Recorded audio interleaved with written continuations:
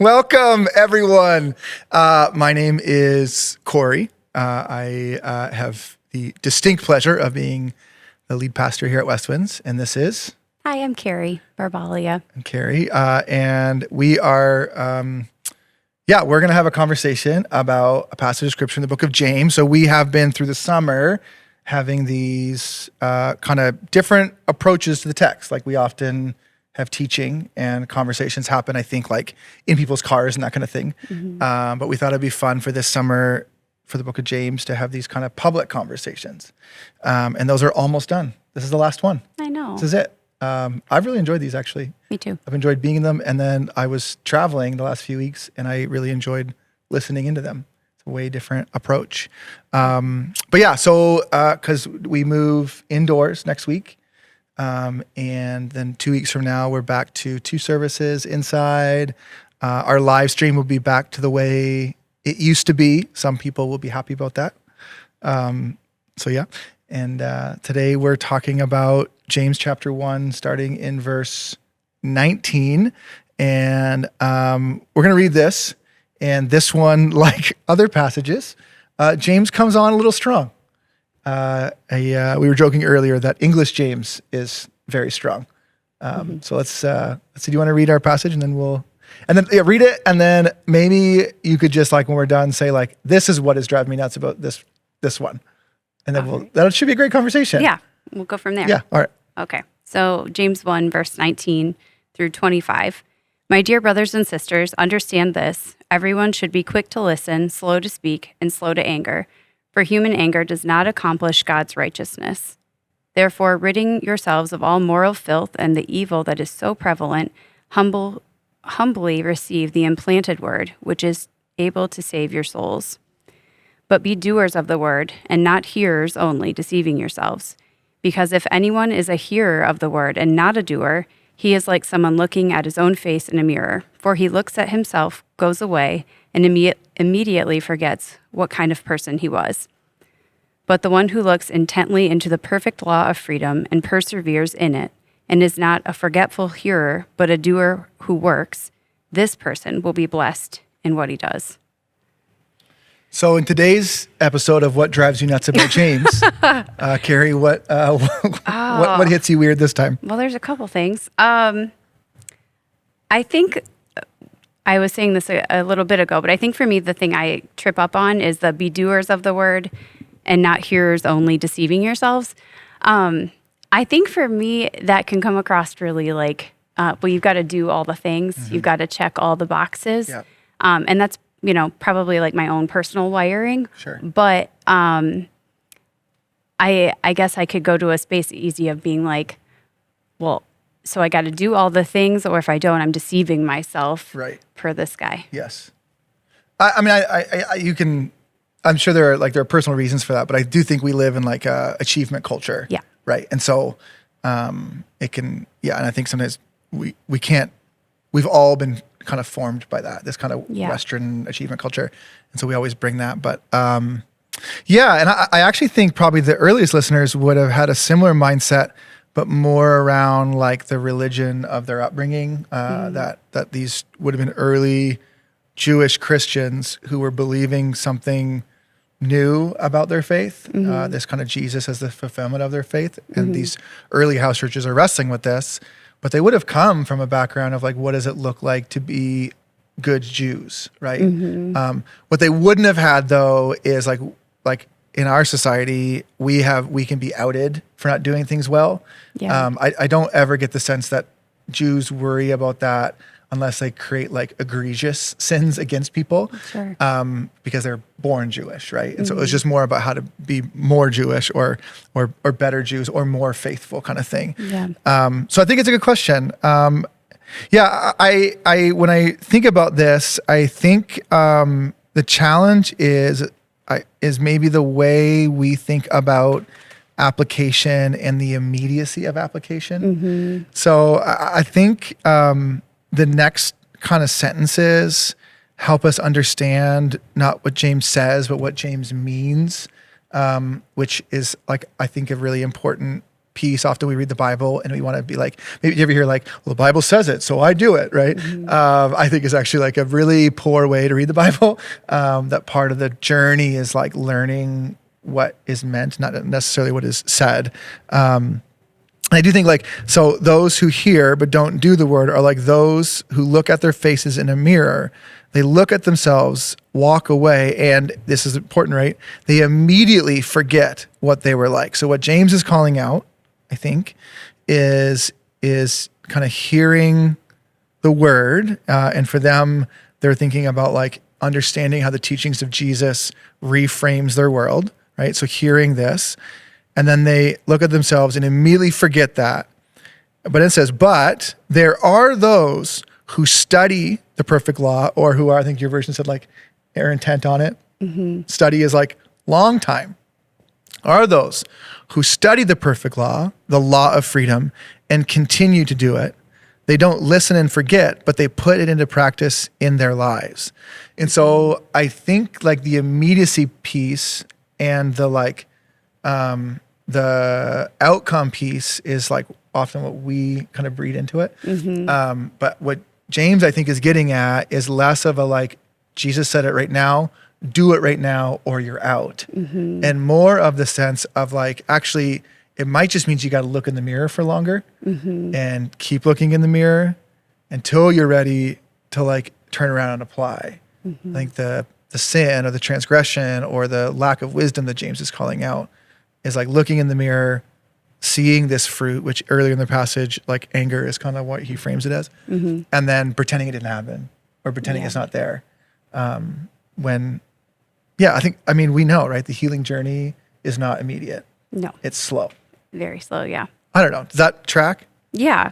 I think too, the mirror, the context, right, of going into the mirror conversation or verses, like when you see yourself in a mirror, you are. And so it's like, I think maybe what I was hearing you say, or what I was kind of hearing was like, you're not to be doers for the sake of doing, but you are meant to be doing because that is who you are. Like you are supposed to be, or our goal as Christians is to be transformed in the way of Jesus. Yes. And that is who we are intended to be. Yes. Yeah, which I think like James implies that in certain ways, but is not explicit with that. Yeah. I think sometimes this is why James is hard to read, because he's like explicit about like the harsh stuff, and then just kind of implies like this idea that like, and I think that's like at this point in the church history too, like this kind of Jewish expression of the Jesus movement wasn't like they were leaving Judaism to go into Christianity. Right. It to them was, we're going to become more of who we always were, going all the way back to our ancestors. Right. So that's kind of the frame that they're bringing in. So James is maybe less explicit about some of that. But the mirror piece is like kind of underseeing. Can you see beyond the explosion of anger you had? Can you see beyond the, other parts of James, the jealousy or the slander, to a deeper place of like who you've been created to be or called to be? And then what does it look like to continue to progress in that direction? Yeah. I think one of the things that, if I can kind of step out of my, stuff where I said I get kind of triggered or something with the doing into the performance or the task-oriented nature that can sound like to me.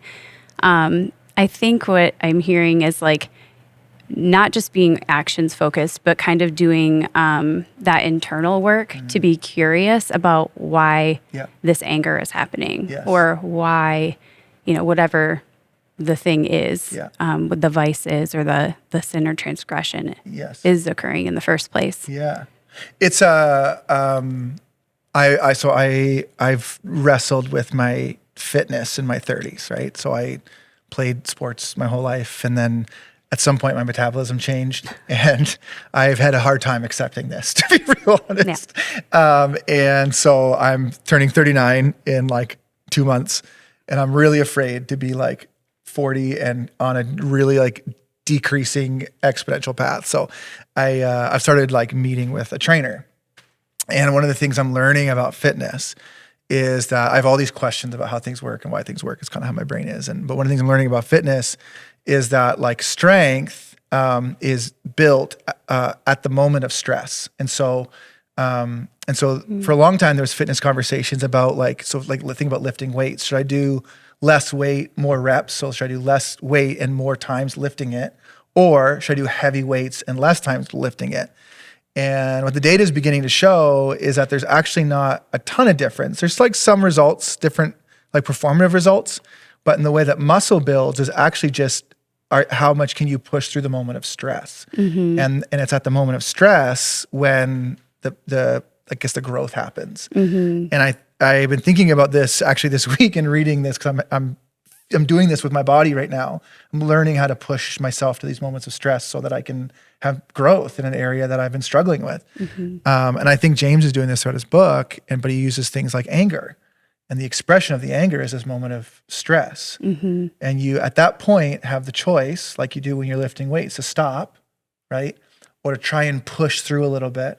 And even to the point of lifting weights that sometimes my trainer, like if I'm trying to get a weight up and I'm at like one of my last reps and I can't like get it any further, he'll even come along and grab the bar and kind of help me a little bit. So the weight's a little bit less, but I can still get the reps done. And will even make me do like 3 or 4 more. And I'm like, I can't, but he'll help, you know?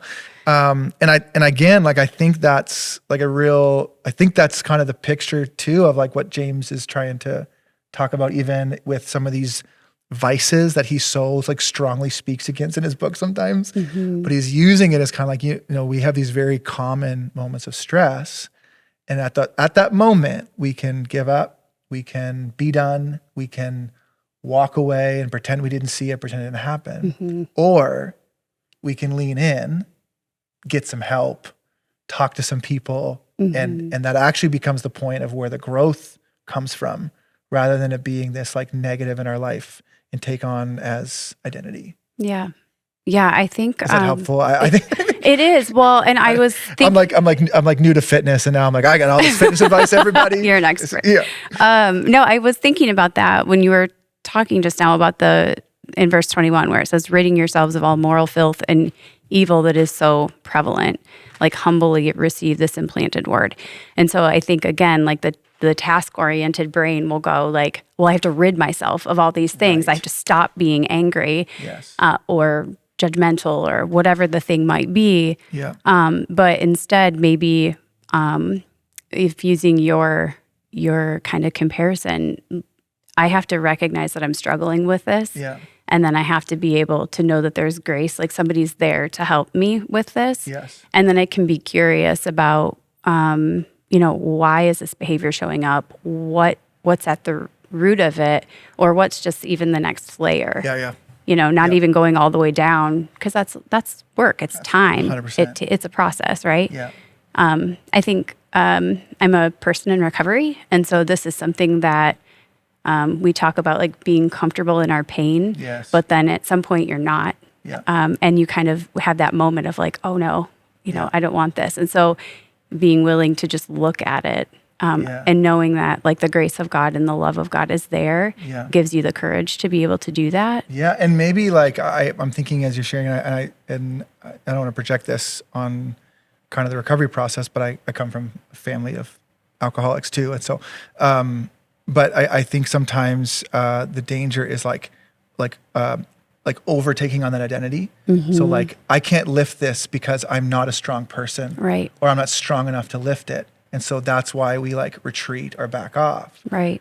When the truth is like, I can't lift this because I've never pushed through long enough to lift this. Right. I've never like faced my weakness long enough or with other people enough or like maybe in a healthier process, or I've never been allowed to. Like I've never worked out with a trainer before.